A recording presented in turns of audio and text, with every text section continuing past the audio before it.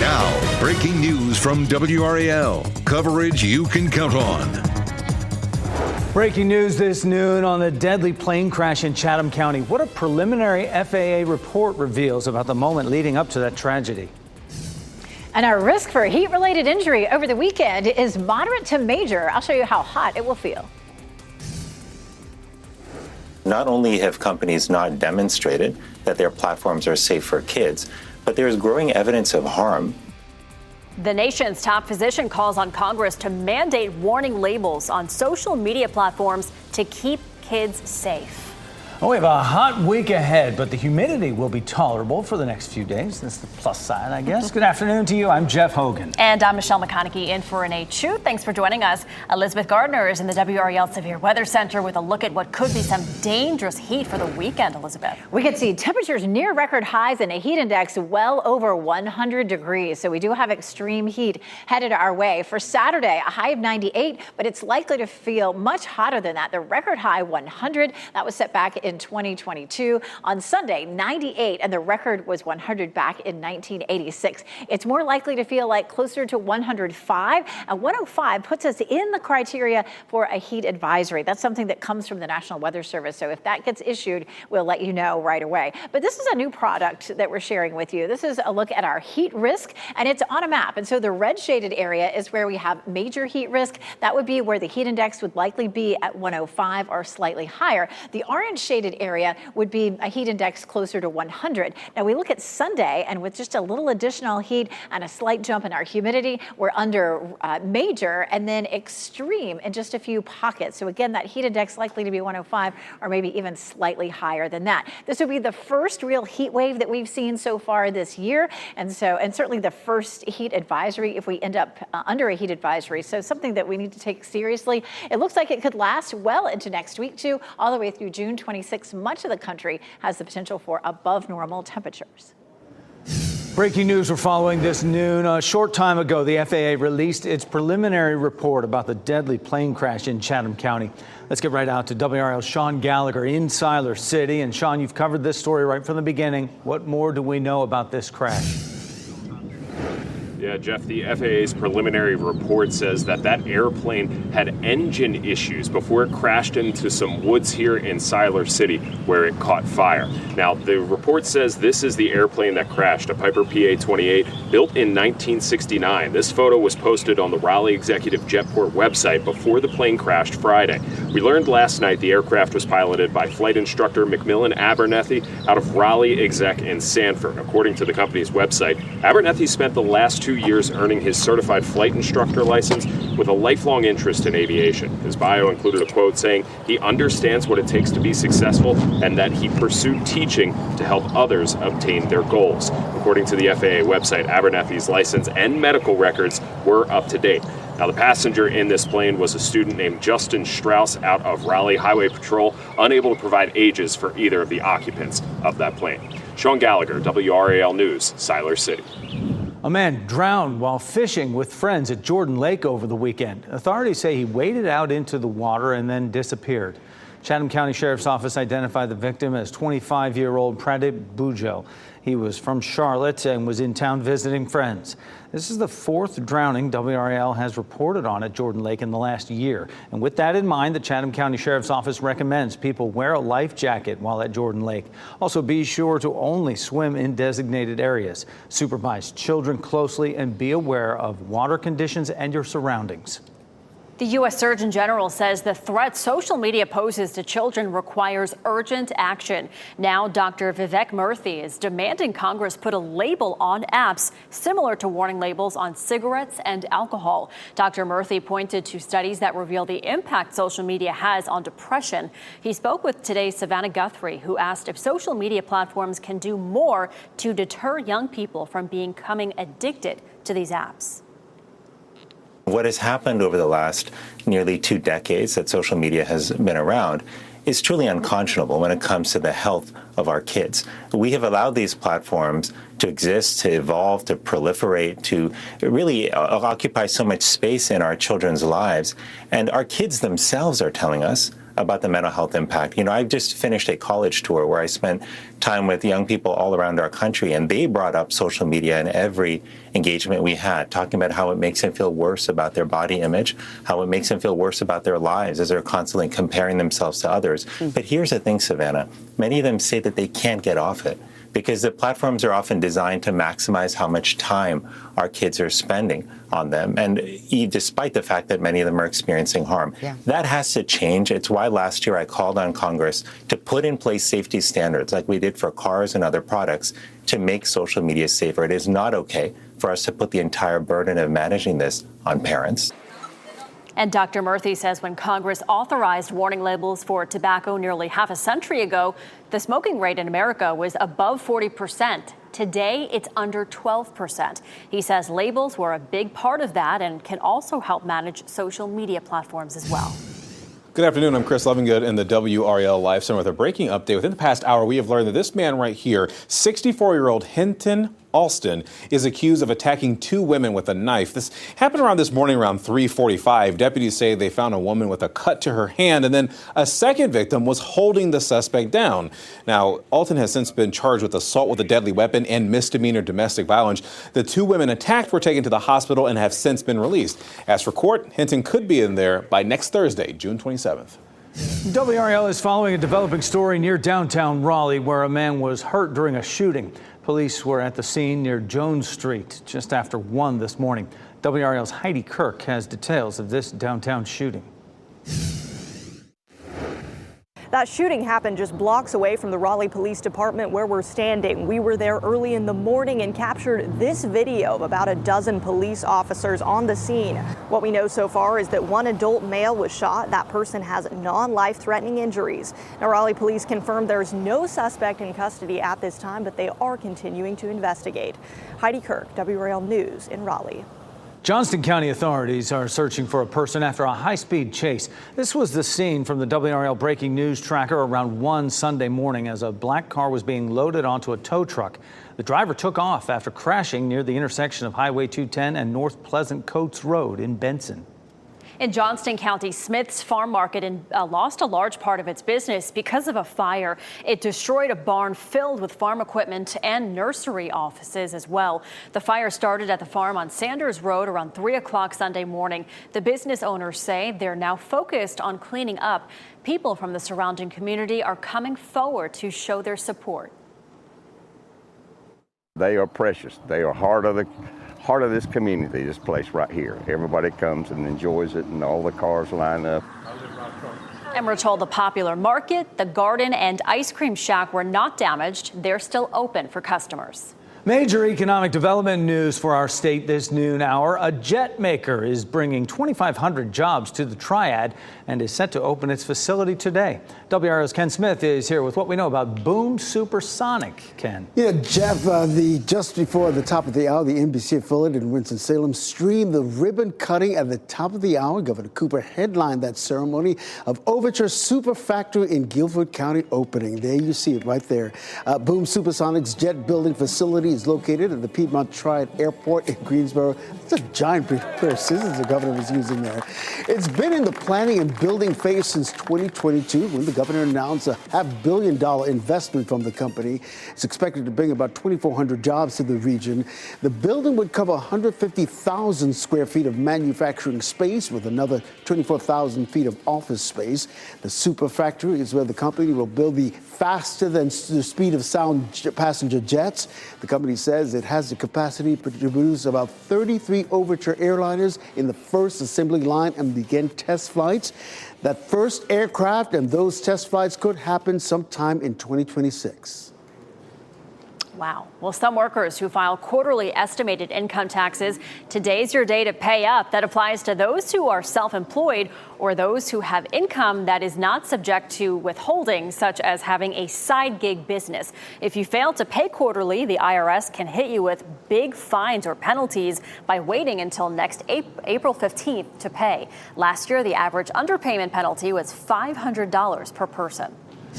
Next at noon, Israel dismantles its war cabinet. What led Prime Minister Benjamin Netanyahu to dissolve his group of influential advisors? Also, a Toyota recall over defective cameras, the model affected, and the problem that could lead to crashes. Plus, changes to improve safety for the Raleigh Christmas Parade. At 12:30, what city leaders are proposing for this year's event. Keep watching WRAL News over the air Channel 34 and Spectrum Channel 1257.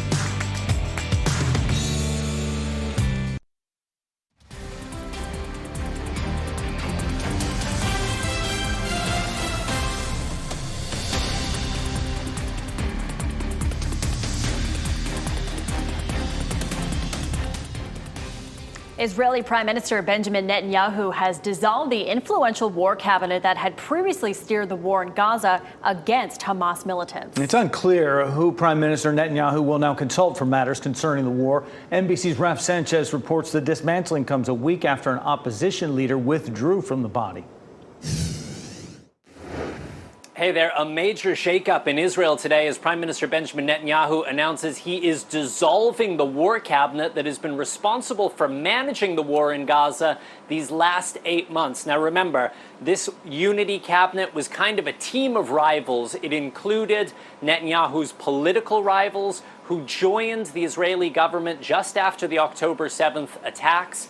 They have now resigned from that body, saying they disagree with Netanyahu's vision for the future of the war, and the cabinet itself has now been dissolved. Now, this comes amid tensions between the Israeli government and the Israeli military over humanitarian aid inside of Gaza.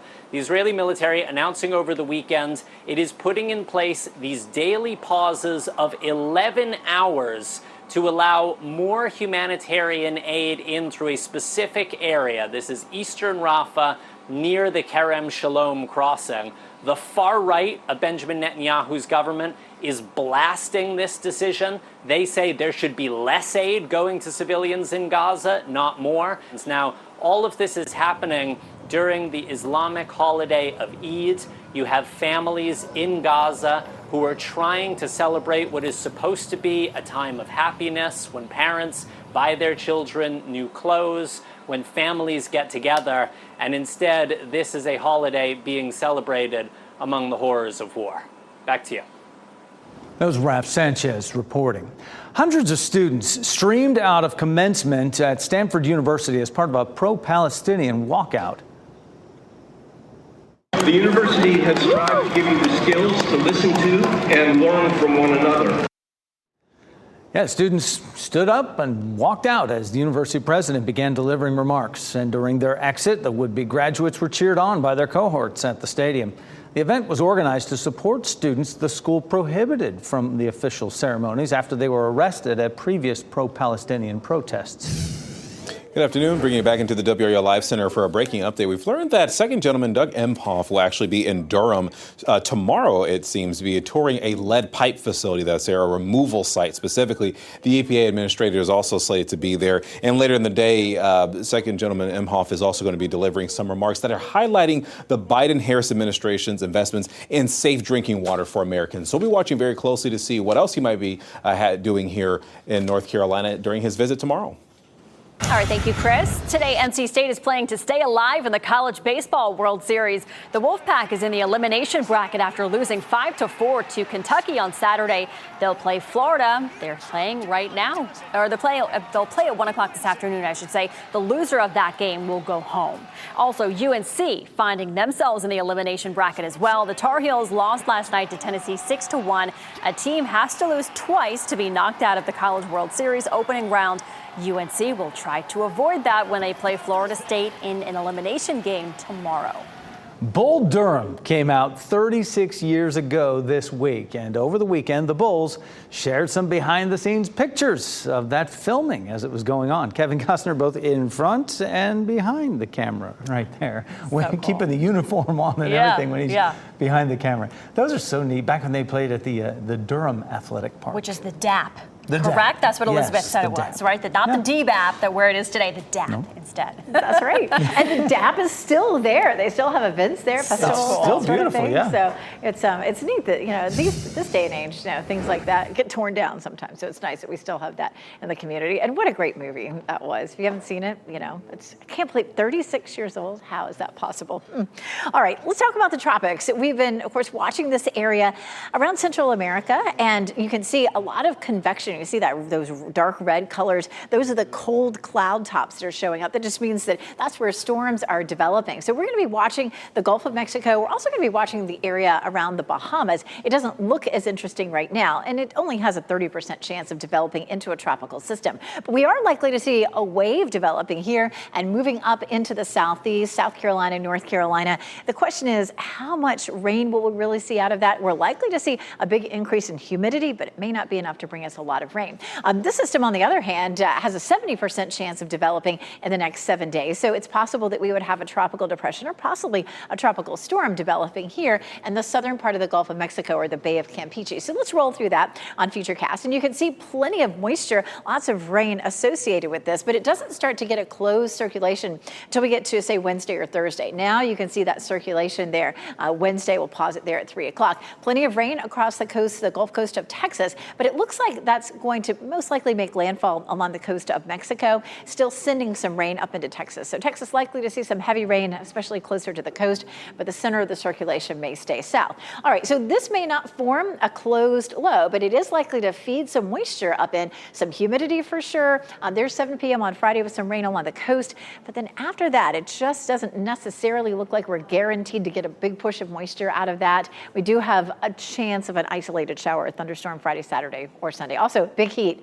like we talked about at the beginning of the newscast. In Goldsboro, we're seeing mostly clear skies. Apex, just a little haze in the atmosphere. More clouds here in Chapel Hill, courtesy of Top of the Hill Restaurant. And then in Fayetteville, you can see some dappled sunshine there on Hay Street, right by our newsroom. Yesterday, we ended up with similar conditions where we had some cloud cover. It keeps it feeling slightly cooler. It's really warm out there. This high pressure system is going to be dragging in some drier air over the next couple of days before we start to see a shift in wind direction that's going to bring in more moisture. Showers and thunderstorms are around the high, but well to our west. We're not likely to see any of that here. Now, we could definitely use the rain. Instead, we just have more heat coming our way. Friday's high 94. It'll feel more like 100 on Saturday. 98 feeling like 104, and Sunday 99 feeling like 106. And as I mentioned earlier, 105 is the threshold where the Weather Service usually issues a heat advisory. We haven't seen any of those yet. We'll talk about how long it's been since we've seen a heat advisory coming up in just a little while. But keep it tuned here. We'll let you know if one of those gets issued. We may have a small chance of showers and storms on Friday, but this looks like a very dry week. I've seen people watering their lawns, and that would be a good idea. We are already right now at around 15 to 50% behind in our rainfall for the last month. So we've only seen 15 to 50% of our normal rainfall. So we definitely are in need of rain. Highs will stay in the low 90s with some moderate humidity coming up. I'm going to show you when the humidity really starts to climb across the area. Thursday is the first day of summer officially, and I guess that makes sense since we're about to get our first heat wave this weekend. Some hot temperatures. Thanks, Elizabeth. Well, 7 men were arrested for soliciting a prostitute in Cumberland County. Coming up at 4, we're looking into how that operation plays into the bigger effort to end human trafficking. Then tonight at 6, 5 Under Side is investigating whether grocery prices are actually going down despite inflation. We share what they found and where you should shop for the best prices.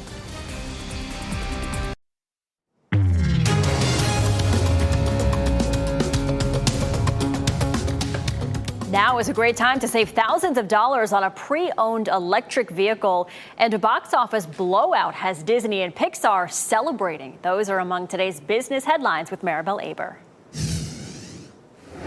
Another Fed official is going on record that interest rates may finally start to roll back in December. The president of the Minneapolis Federal Reserve said Sunday it's a, quote, reasonable prediction that the central bank will make a long-awaited cut at year's end. Last week, Fed Chair Jerome Powell announced the current benchmark rate will stay in that current 5.25 to 5.5% range, where it's been since last July, to continue cooling down inflation. The Fed's primary measure, the annual change in personal consumption expenditures price index, registered 2.7% in April. The Fed's target is 2%. If you're in the market for a pre-owned electric vehicle, now is a good time to buy.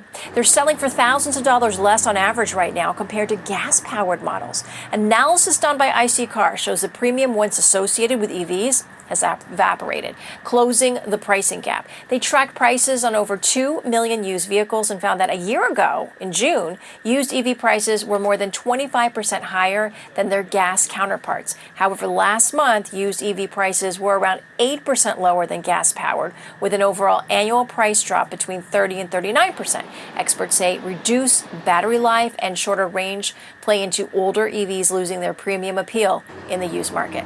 Disney and Pixar's Inside Out 2 blew up the domestic box office this weekend with an estimated $155 million debut, making it the second highest theatrical opening of an animated film and the first since Warner Brothers' Barbie to top $100 million in its debut weekend. Sony Pictures' Bad Boys, Ride or Die, and 20th Century's Kingdom of the Planet of the Apes took the next two spots, with another animated film, Sony Pictures' The Garfield Movie, coming in fourth.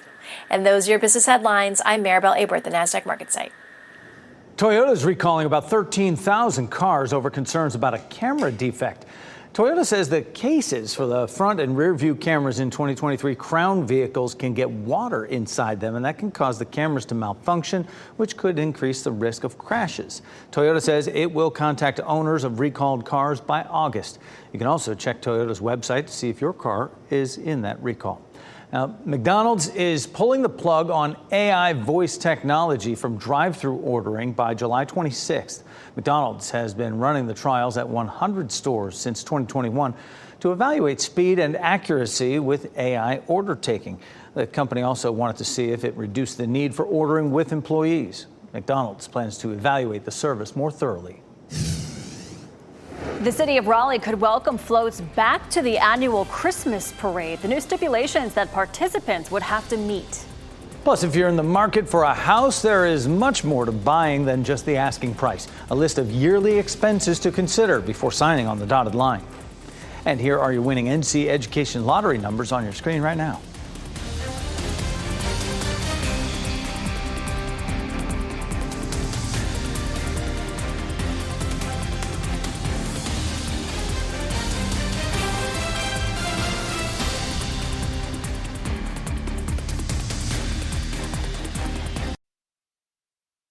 Shot in 4K ultra high definition. Your number one source for local news. WRAL News. Coverage you can count on. Improving parade safety, that's the goal of several new protocols submitted by the city of Raleigh. And WRAL's Chelsea Donovan is live along the route of its annual Christmas parade on Hillsborough Street in Raleigh. Chelsea?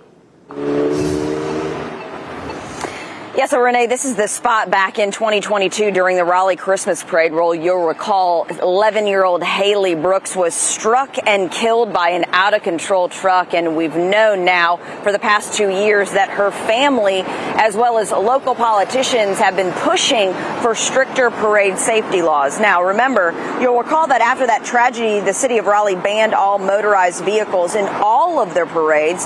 The Brooks family have been asking for simple implementations from the city as part of their Shine Like Haley Act that would require vehicle safety checks in advance and that drivers must be 25 years old with valid insurance. Now, the city of Raleigh has been working on ideas to allow vehicles and floats back in the parades, and new documents we just obtained show what they're looking for. Here's some of that new information that they'll discuss tomorrow. Here are some of those proposals. Drivers must be rested and healthy before driving in a parade. They cannot drink alcohol for at least 12 hours before driving. They must be at least 25 years old, have a valid safety inspection within 30 days of that parade, up-to-date insurance and registrations. All floats must have a fire extinguisher on board and proper brake lights as well as a horn. Of course, they'll discuss this tomorrow in one of their work sessions for their city council meeting.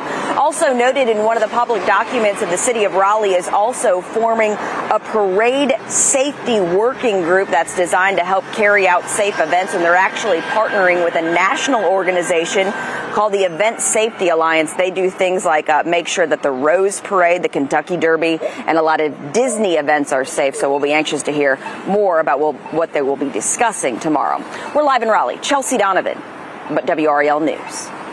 Today, the Wake County Board of Commissioners will gather for the first time since approving the county budget. Commissioners passed the budget earlier this month. It includes more than a $58 million increase in school funding. It also increased tax bills for people who saw their property value increase. The meeting is happening this afternoon, 2 o'clock. Also today, Durham city leaders will vote on whether to adopt the proposed budget for the upcoming year in the Bull City. $955 million 2024-25 budget is up more than 7% from the current budget. It includes a 3.25-cent property tax rate increase. It also increases the budget of Durham Public Schools by $13 million. The vote will happen at City Council's meeting tonight, and that starts at 7. Selma police say a person was hurt during a shooting at a 15-year-old's birthday celebration. This happened at the Richard B. Harrison Gymnasium late Saturday night. One person was shot in the arm and taken to the hospital. We're working to find out how that person is doing. Authorities say the person responsible for the shooting has been identified and arrest warrants are issued. At last check, the suspected shooter is not in custody. And Goldsboro police say they arrested a man who stole an ambulance at UNC Health Wayne. Police say the suspect drove the ambulance into UNC Health Wayne's front parking lot on Saturday night and deliberately hit a Goldsboro police patrol vehicle. He then stopped the ambulance and officers arrested him. The man faces charges that include assault with a deadly weapon with intent to kill, among other charges. As you search for a home, having an idea of the true cost of owning a home can help prevent sticker shock and help you prepare. The cost of buying a home includes more than just a down payment and a monthly mortgage. Maribel Aber looks at some other costs you should consider. Being able to afford to buy a house is just the start. A new analysis from Bankrate shows the hidden costs of home ownership. Things like utilities, insurance, taxes, maintenance, put them all together, and the average cost of owning a home totals more than $18,000 a year. Bankrate says the exact average annual cost is now $18,118. That's up 25% from 4 years ago. The increase is due to several reasons, from rising insurance rates to soaring home values. No matter the reason, if you're house hunting now, you want to factor in these expenses to get a better sense of whether you can afford a particular home. Start with your monthly mortgage payment. It will most likely be your biggest recurring house expense. Then add in your property taxes. And remember, that's your home's assessed value. It's not the same as what you paid for it. If home values go up in your area, your home could be assessed at a higher value, which means higher property taxes. Next, factor in your monthly insurance cost, as well as any homeowners association fees you may have. Also add in maintenance. Some recommend budgeting 1% of your home's value for home maintenance each year, as well as maintaining an emergency fund. Finally, add in utilities to give you a more complete picture of the cost of owning the home. That was Maribel Aber reporting. Some Americans are bypassing four-year universities and opting for trade jobs. According to the U.S. Labor Department data, the average trade job salary is nearly $62,000. Jobs that good trade workers can do with good salaries include construction manager, $88,000, aircraft mechanic, $82,000, and electricians at $62,000. Coming up, summer is here, and for some, that means worsening asthma symptoms. We'll share tips from doctors on how to manage them. And increasing diversity in aviation, how United Airlines is doing that. For news, traffic, and weather of the day, be sure to download the WRAL News app.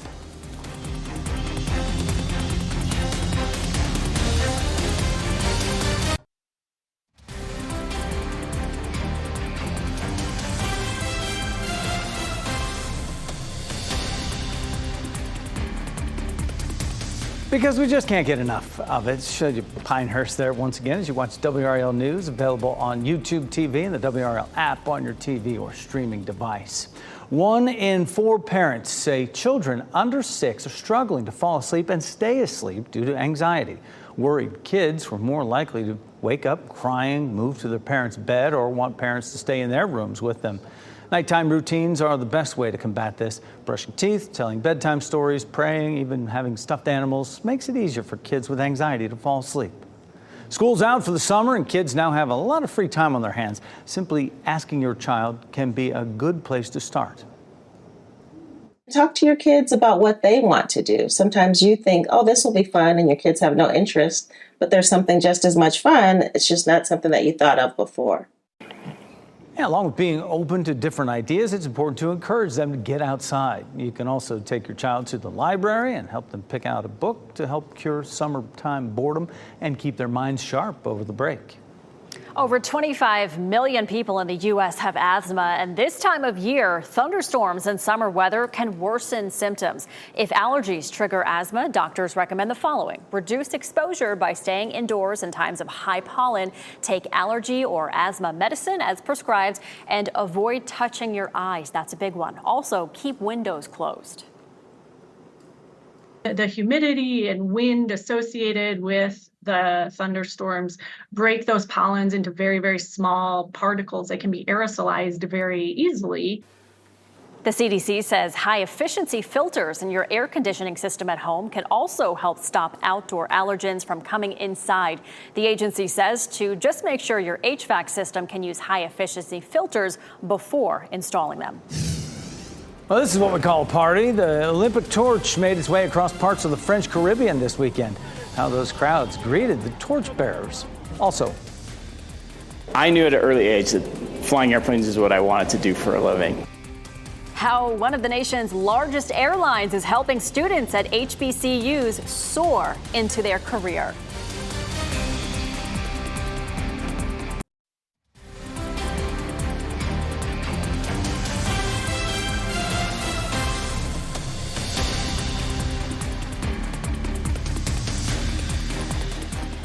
United Airlines pilots are connecting with HBCU students in an effort to increase diversity in aviation. The airline hosted nearly 50 students from 6 HBCUs, including Elizabeth City State University, at a flight training center in Denver.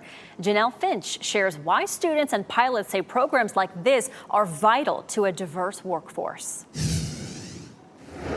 Behind aeronautical charts and dozens of buttons is the next generation of pilots ready for takeoff. 3, 2, 1, you're flying. These future flyers want to make a difference with their time in the sky. I think with any pilot, every single time you get on the flight deck, you always want to peek in and be like, who's here? What's going on? But I want to say thank you to United. Students from 6 HBCUs are changing statistics with United Airlines.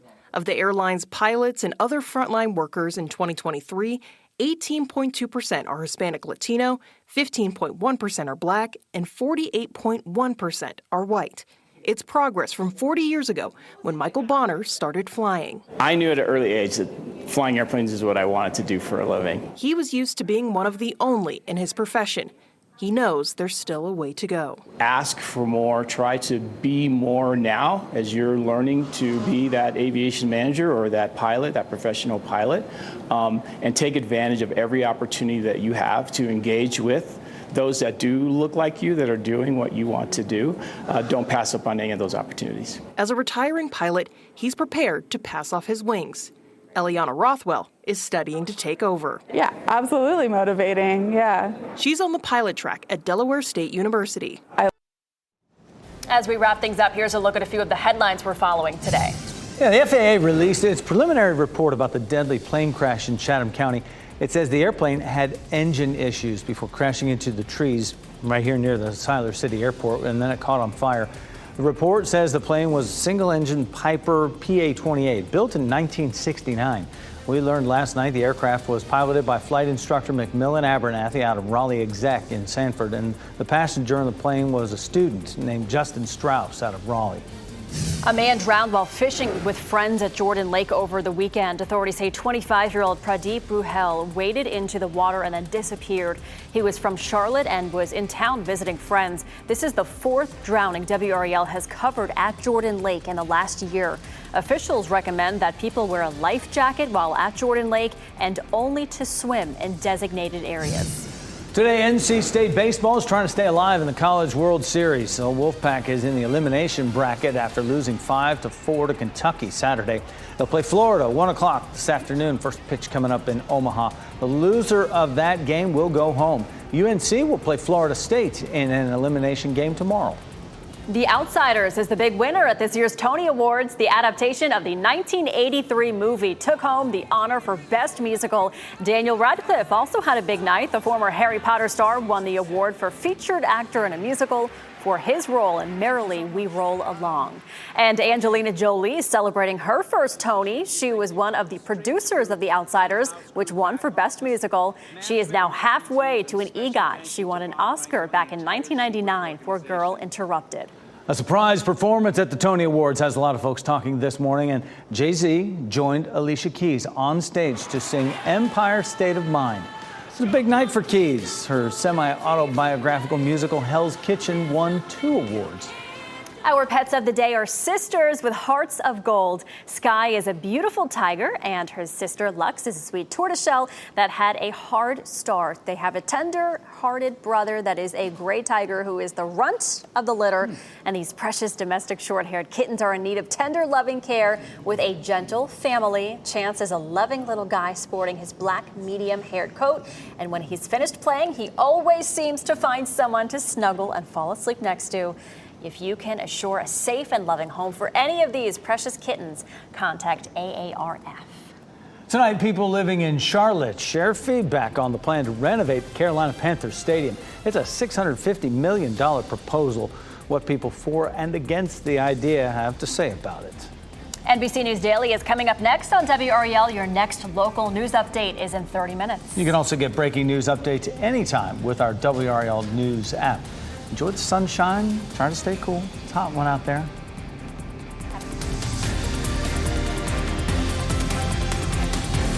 Keep watching WRAL News over the air Channel 34 and Spectrum Channel 1257.